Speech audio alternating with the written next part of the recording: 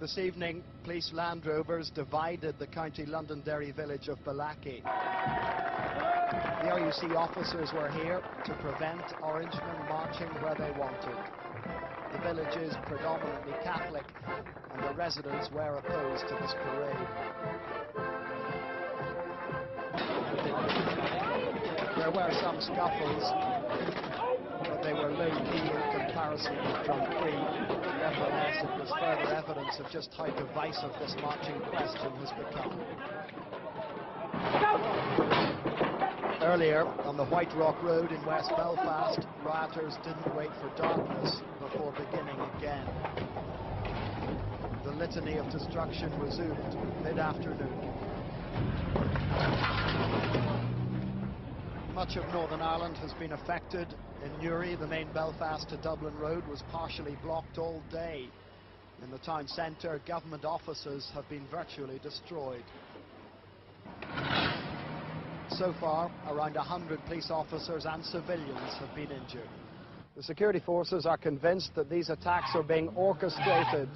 Last year, when the drumcree parade was allowed through, there was 3 days of rioting in nationalist areas.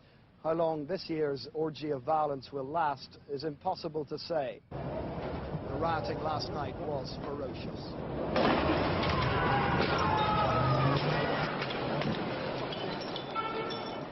Northern Ireland's 3 cities and several towns were affected by the violence. The petrol bombers targeted soldiers and police officers. On several occasions, Republican gunmen used the rioting as cover for attacks with automatic weapons.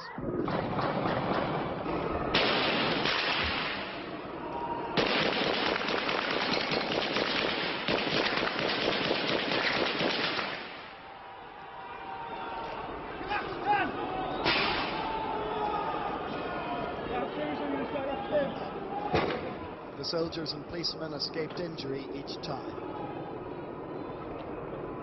In Derry, there was sustained rioting. Here and in other Catholic areas, attacking the police is a form of bravado.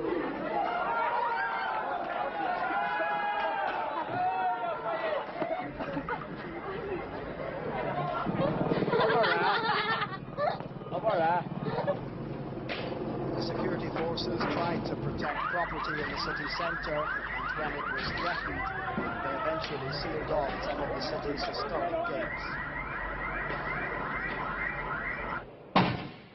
In parts of Belfast, some Protestant-owned businesses were attacked by rioters. This was one of the fire brigade's 500 call-outs. Dozens of vehicles were destroyed by hijackers. Watch out! The petrol bombers were active in North Belfast. Here, the police eventually gave chase. A man was injured during a confrontation. A 14-year-old boy was hit with a plastic bullet in West Belfast and is in a critical condition. Another 14-year-old Protestant was injured when the gunmen fired over the West Belfast peace line. This afternoon, a man's body was found near Dunmurry on the outskirts of Belfast. It's understood he was a loyalist who may have died after a small explosion. At this stage, detectives do not suspect murder. Elsewhere across the province, there has been sporadic violence this evening, and the security forces remain on alert. John Irvine, News at 10, Belfast.